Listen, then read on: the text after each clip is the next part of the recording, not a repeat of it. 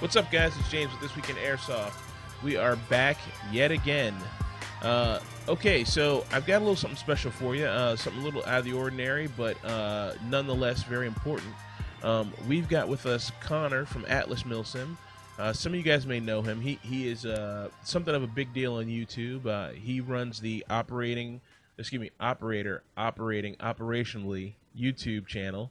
Lots of subscribers and lots of great videos. We'll have links for all of that. And he also, like I said, he runs Atlas Milsim, his own Milsim company, and he's a young guy doing big things, and we really want to showcase that. So, Konner, how you doing, man? Good, good. Thank you for having me on the show. No, thanks for coming on, man. Definitely myself personally have been a big fan of your videos. I feel like they're very educational and keeps the community up to date with what's going on in the airsoft community. I definitely feel like it's a really good system of bringing the news to the population. Well, thanks, man. We most of the stuff we just make up, so it's glad that someone likes it. So, dude, tell us a little bit about yourself, because you are I talked to you on the phone, and you're kind of giving me a rundown of what you're doing, and you're making some bold moves. You're a young guy with big dreams, and you seem like you got the wherewithal and the drive to make it happen. So tell us a little bit about you, what got you into airsoft, what you're doing now, and then let's talk about Atlas. Okay. So my first experience with airsoft was I was about 12, 13, something like that. My friend said, "Oh, let's go out and play some paintball." That's where everyone started, was paintball. Right. I played some paintball. I didn't particularly like it. In my opinion, it didn't feel realistic. It felt like I was in an arcade or something like that, or Call of Duty, or whatever the game may be. So I was like, what if we were able to play a game that was more realistic, had a better community? I wouldn't say Airsoft is a way better community than paintball, but it's different community. It's a different community Right. completely. And paintball community is one thing, and Airsoft is another. And I wanted more of a realistic experience, like Milsim, or just regular Airsoft, in my opinion, is more realistic than paintball. So first thing I went is to the internet. Of course, everything happens. And I asked realistic paintball, and I found a couple Airsoft forums and whatnot. And I went to my first Airsoft store, which that Airsoft store is no longer a thing. It used to be called Airsoft Carolina, and now it's Backstreet Airsoft. Um, Really great bunch of guys in the Sylvan, North Carolina area. And I got my first gun. It was, I saved for about 4 to 5 months for my first gun, and it was a KWA SR7. That was my first gun. And my first event that I went to was Boulder Gap, I think 2012, big event. I went there. It was a great event.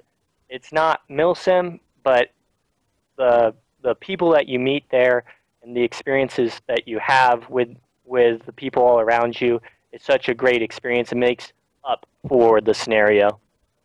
If you talk to anyone about Boulder Gap, it's not really the game that you go there for. It's the people. It's the camaraderie of the person next to you, or the person that says, "Okay, let's just run across this big open field and sling some BBs at some people." Right. That's the whole idea behind Boulder Gap. The first sort of like Milsim was about a month later. I went to a small-time Milsim group, Gunny's Warfare Center. You Right. know Yeah, sure. Heard of where that. that is? They had, I think it was like it was a Christmas game. It rained so bad. Just, it was flooding. At one point of the field, I was up to my hips in water, just going through, and it was raining, but it was like 36 degrees. So it could have been snow, but it wasn't. So it was freezing cold. It was raining. I think like 15 people got pneumonia and went to the hospital. But every single moment, I loved that, and I kept playing. I think, one of the only people that said, let's just keep going out there, get more wet, and sling some BBs at some people. And that's where I really got hooked on the Milsim experience. And I was like, man, how can I bring this to everyone? These small experiences and all these amazing moments, and other people should be able to experience this, and other people should be able to know about all these amazing milsims.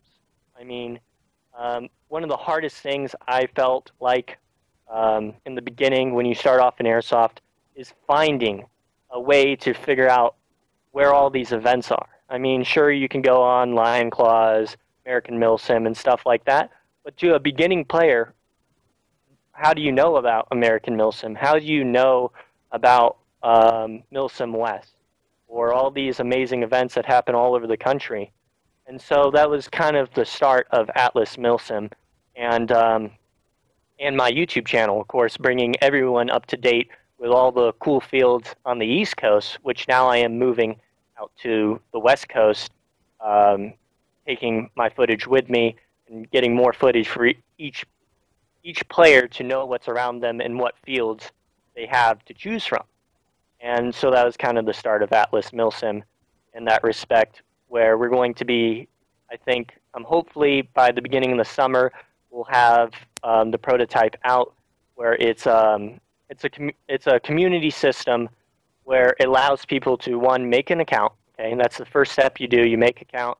It's completely secure. You don't put down any of your personal information. And you go in there, you make your account. You're able to, one, it'll have a forums. I know everyone doesn't really like that, but it is a thing. You can comment, talk about subjects, and you can say, oh, I had a really good experience at this field. And then someone else could say, oh, yeah, the refs weren't so good, okay? And it gives you another tool for every event provider to post up their events. So that means it's completely free for a field to sign up and register their field on here. It makes it so everyone can see the fields around their location. It'll have a map and everything. I wouldn't say like C3, there it's completely different. And we're adding in a leaderboard system to this, where when you go to a certain field, it connects all these fields together into one system. The field only has to have an iPad or a phone to record this information, and it basically gives people points for their leaderboard. So now people can see, okay, these guys won at American Milsim Beta Giant 3. I want these guys on my team for Lion Claws or whatever event, and it gives you a great way to implement a team aspect. You don't have to necessarily use Facebook anymore. You can organize your team through here, and it's a really good system. And another thing that we're starting to go forward in Atlas Milsim is hosting events. So these events will be, our next events will be in July 25th and 26th. It's Blue Dawn. It's down in Myrtle Beach, South Carolina. Venture Beach Airsoft. It's a really good location. I think it's 60-some acres. It's going to be a 30-hour event. I'm going to be bringing this 30-hour event to a younger community, and a community that I felt like it's been left out. It has all these 18-plus games. Of course, I enjoy, and everyone else enjoys. But you have to think about, our community is not just a bunch of 23-year-olds or 25-year-olds.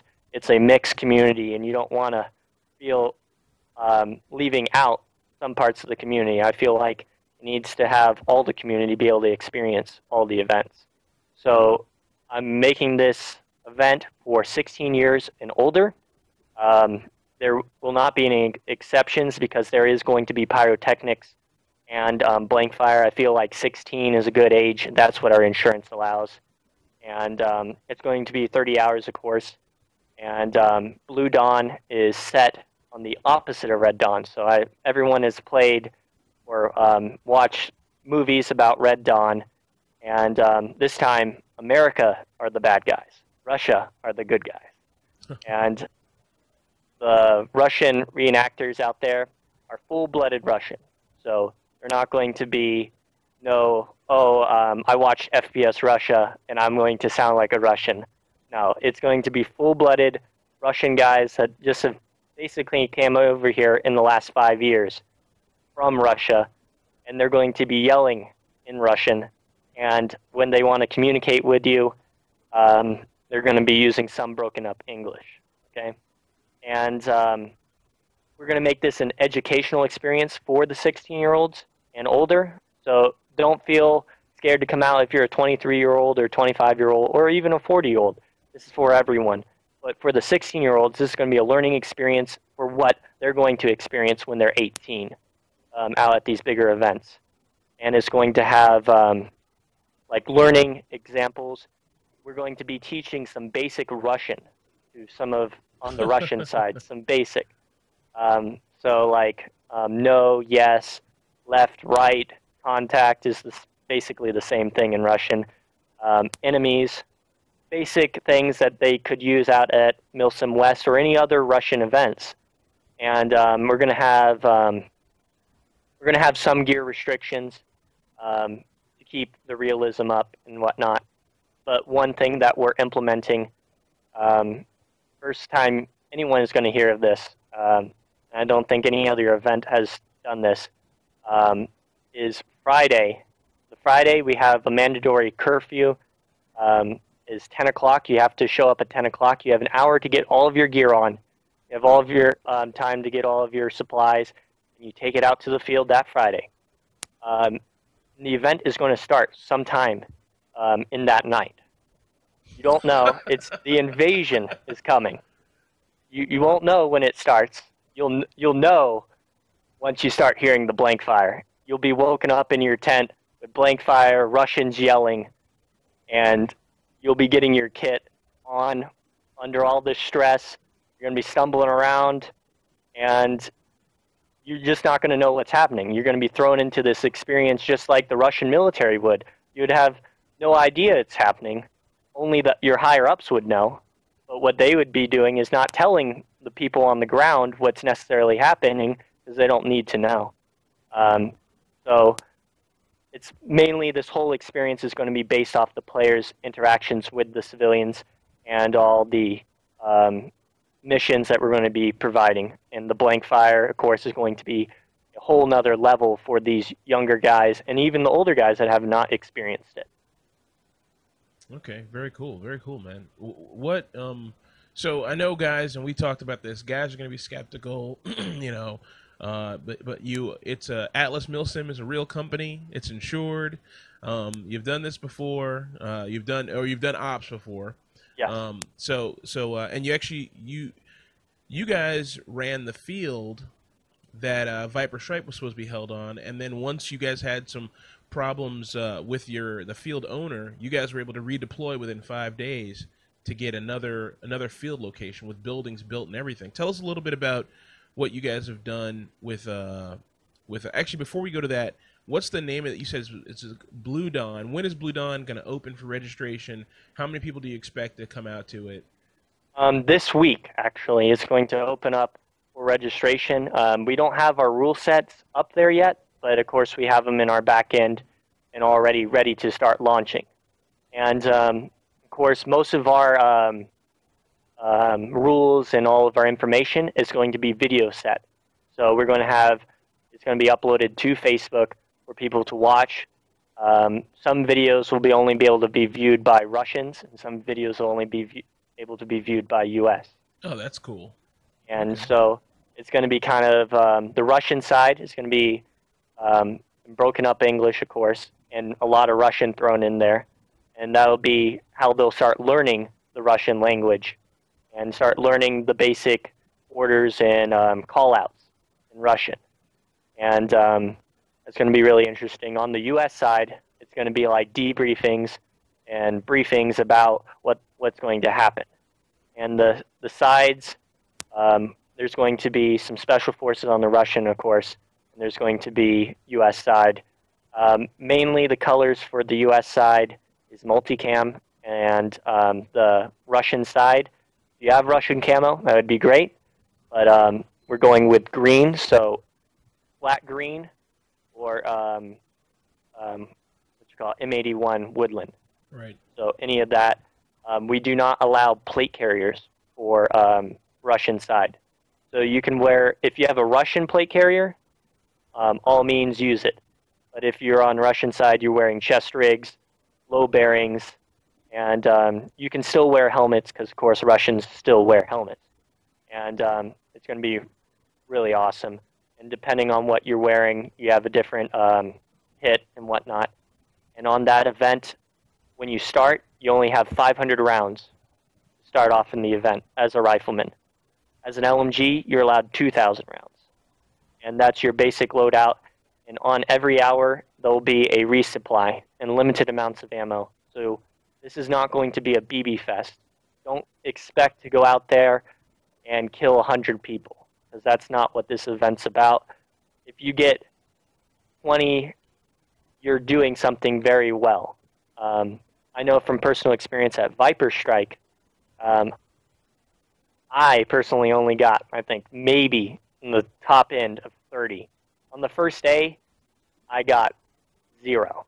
Because I can honestly say I was digging holes, foxholes, digging, filling sandbags, and talking to the locals. If you count handing out granola bars kills, then I got a lot. Right. And with the event, that's Milsim. That's Milsim right there. That's Milsim. Yeah. Of course, it'll be a new experience for these 16-year-olds, and hopefully our community can go in that direction, because that, in my personal opinion, is the right type of game. And we will be giving some money to charity.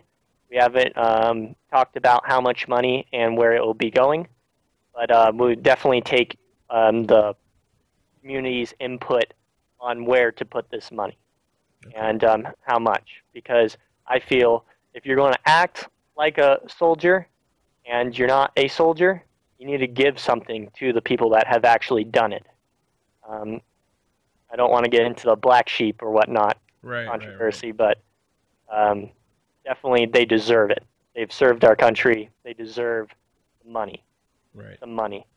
And going on to the Atlas Milsim and Viper Strike, what happened is 5 days before the event, I was called up by the owner, and the owner said, "Sorry, the land is foreclosed."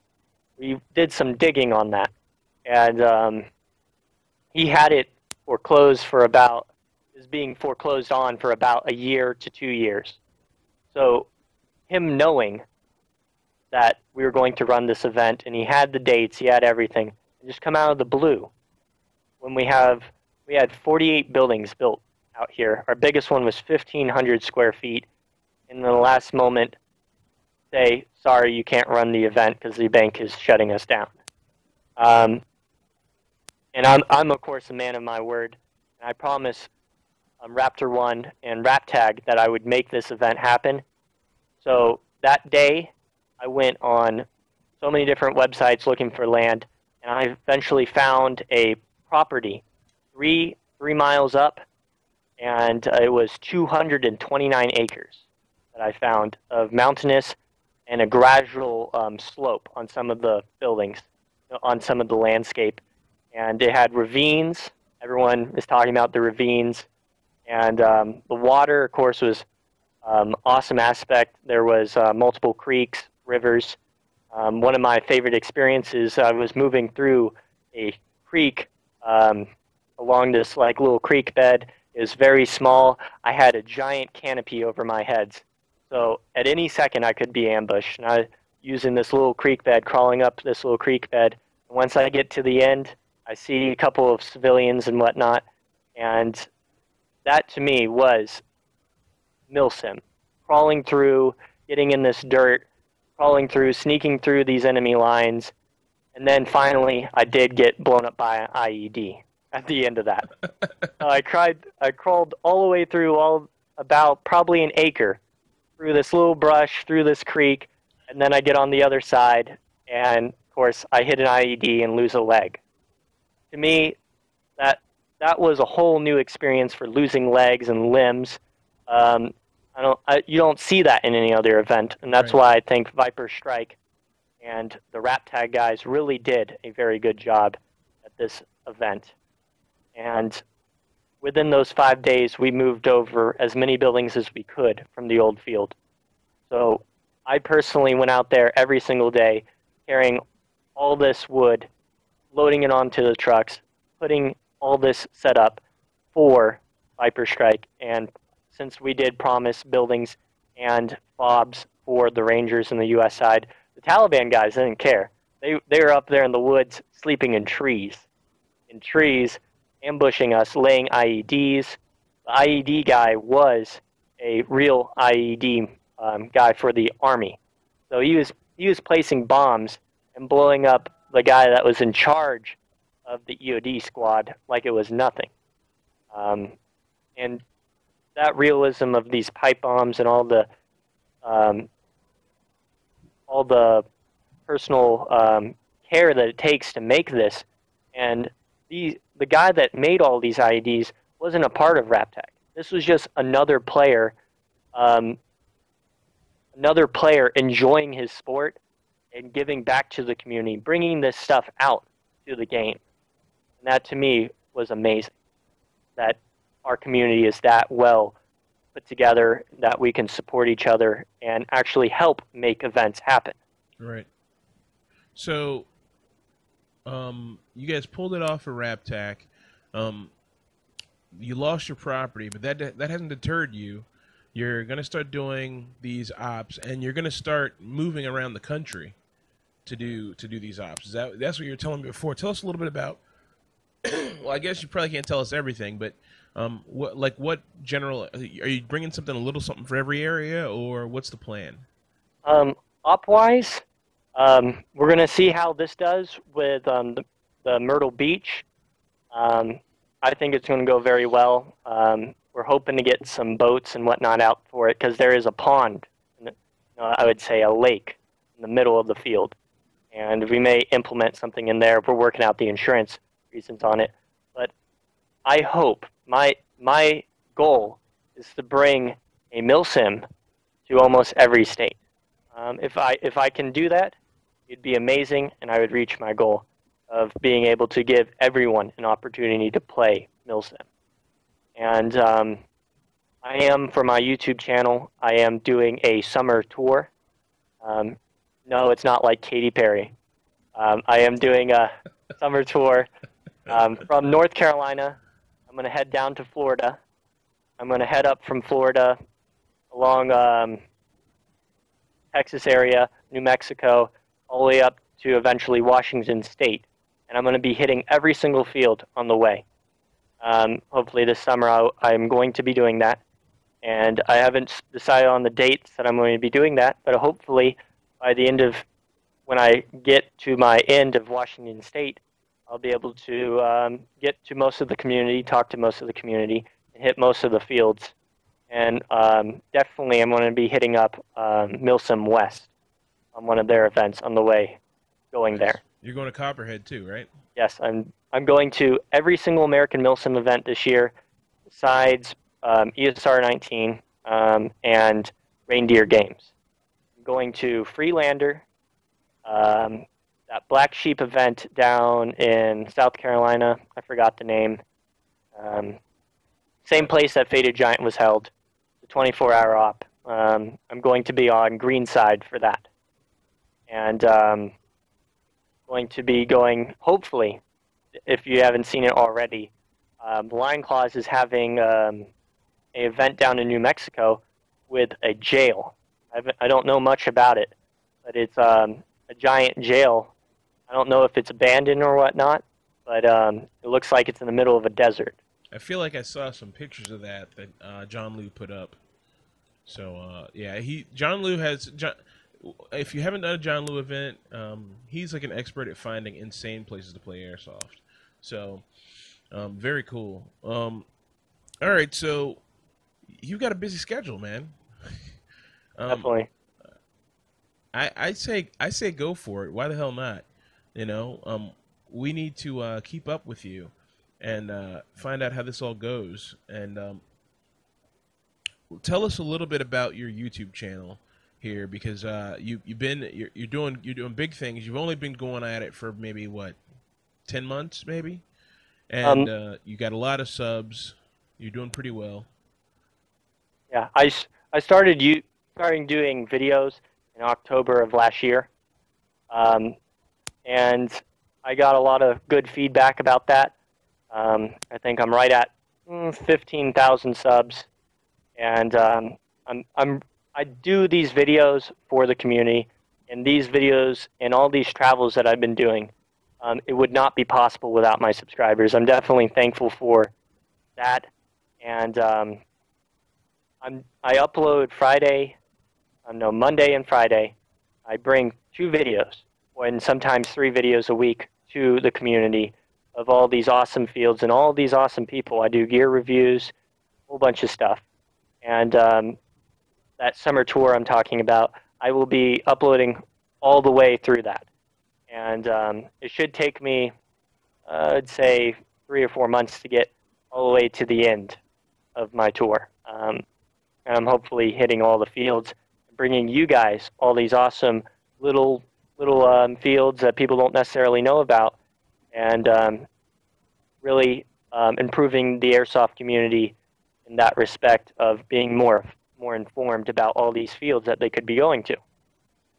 And that's how my YouTube channel started, was me personally looking online for fields around me.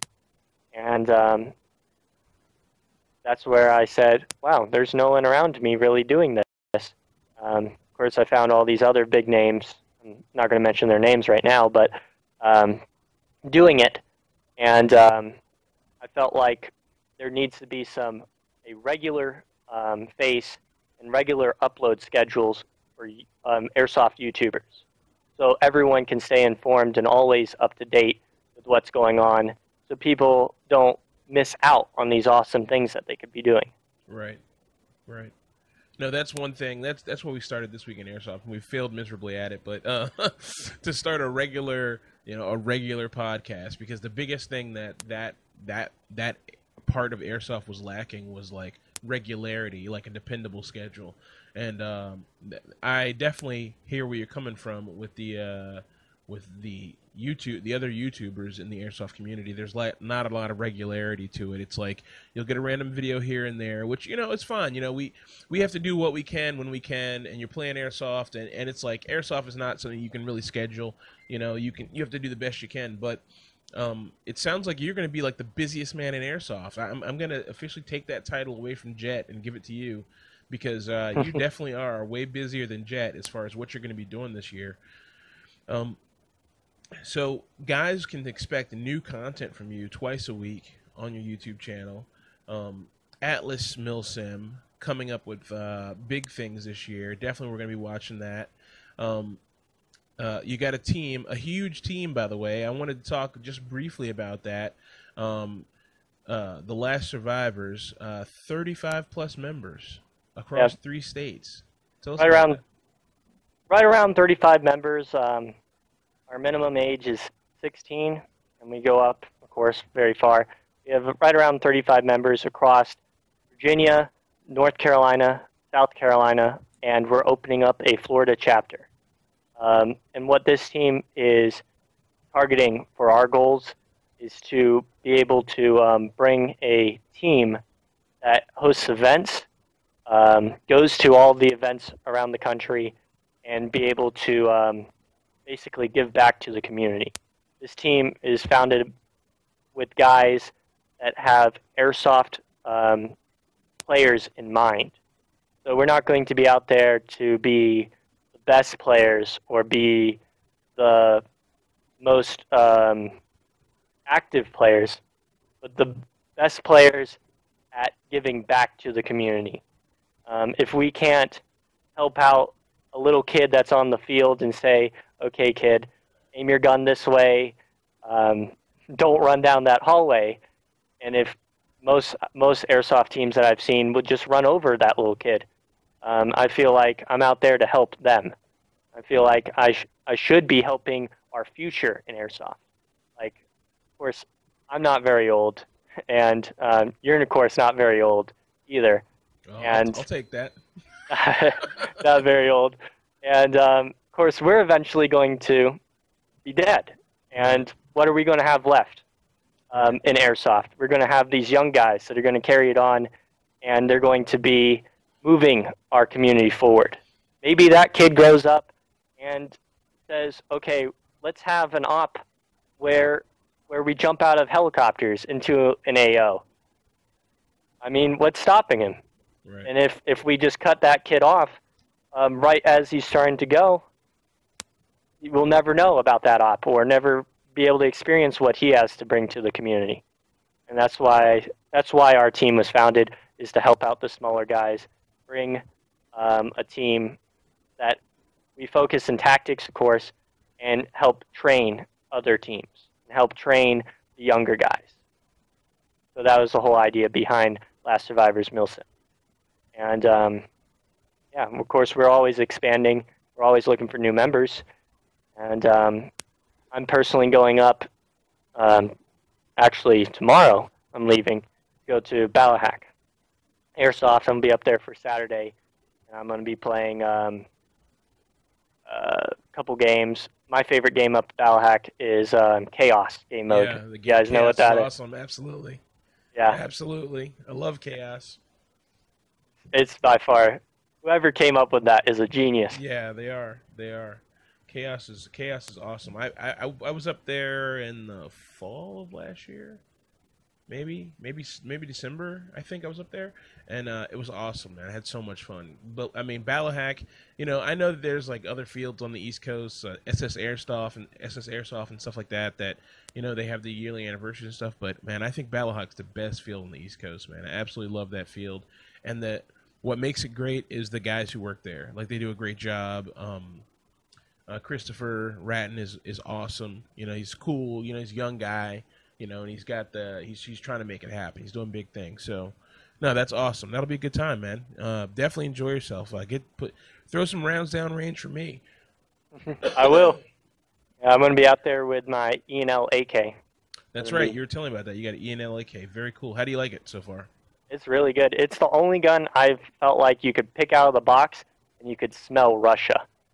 like the smell was the same thing as my real AK, pulling it out of the box, and that Russian oil all over it.